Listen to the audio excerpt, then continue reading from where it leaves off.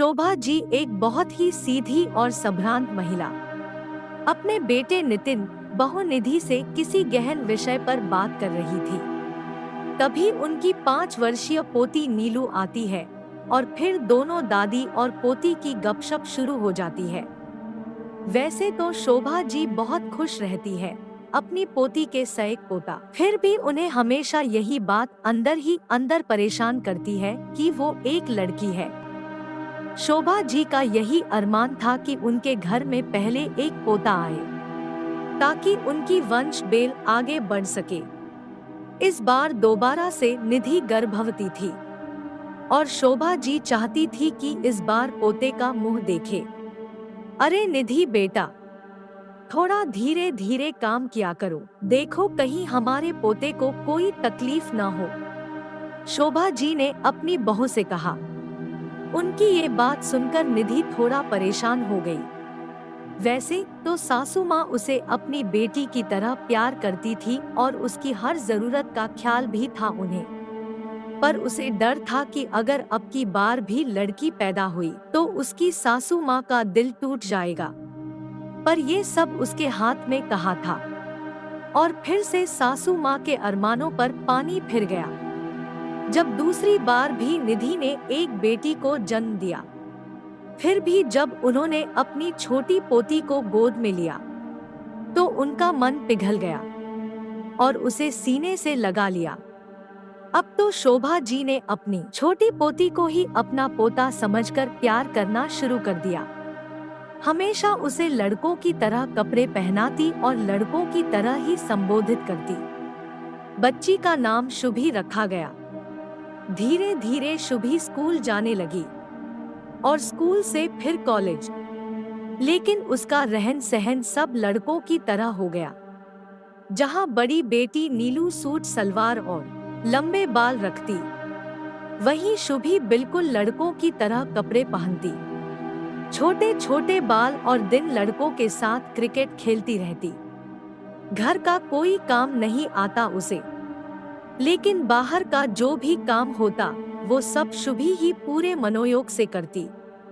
College में भी सब लड़कियां शुभी के साथ होने पर खुद को सुरक्षित महसूस करती। किसी को कोई भी परेशानी होती तो सीधा उसी के पास आता। जब नीलू की शादी हुई तो सब रिश्तेदार और पड़ोसी बातें बनाने लगे कि शुभी से कौन शादी करेगा, क्योंकि इसमें लड़कियों वाले कोई गुण नहीं है। इस टॉम बॉय को कौन झेलेगा। शुभी ने ये सब सुना, पर उसने जवाब देना जरूरी नहीं समझा। फिर शुभी के जीजाजी ने भी उसे छेड़ते हुए कहा, शुभी तुम मेरी साली साहिबा कम, साले साहब ज्यादा लगते हो। शुभी हंसी और फिर से अपने बाहर के कामों में लग गई। फिर एक दिन शुभी लाइब्रेरी में कुछ किताबें लेने गई हुई थी और काफी देर तक की किताब ढूंढ रही थी। तभी किसी ने पीछे से उसके कंधे पर जोर से हाथ मारा और बोला, ओए, कब से किताबें देख रहा है, जरा हट तो, मुझे भी देखने दे। जैसे ही शुभी पीछे मुड़ी तो देखा कि ये तो अमन है, जो कि उसके कॉलेज में उसका सीनियर था। शुभी को देखकर अमन भी सकपका गया और हाथ जोड़ते हुए कहने लगा, मुझे माफ कर दो शुभी, प्लीज तुम मुझे थप्पड़ मत लगा देना। मुझे नहीं पता था कि तुम हो, मुझे लगा कि कोई लड़का है। अमन को हकलाते देख शुभी की हंसी छूट गई और वो शर्माकर चली गई। आज घर आने पर उसे एहसास हुआ कि वो एक लड़की है। बार बार उसे अमन का ख्याल आ रहा था, बार बार अपने कंधे को छूकर देख रही थी। ये एहसास उसे बहुत खुशी दे रहा था।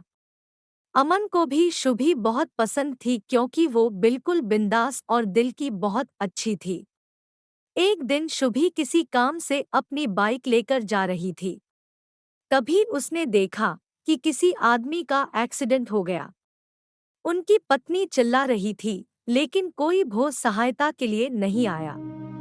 फिर शुभी ने उन अंकल और आंटी को अपनी बाइक के पीछे बिठाया और उन्हें समय पर अस्पताल पहुंचाया।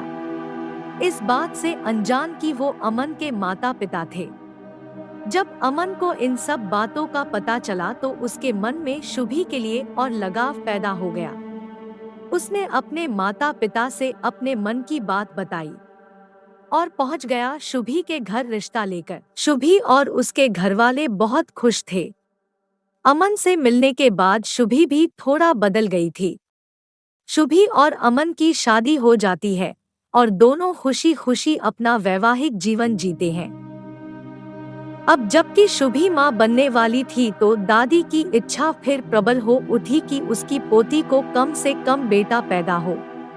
पर शुभी को भी बेटी हुई और दादी मन महसूस कर रह गई।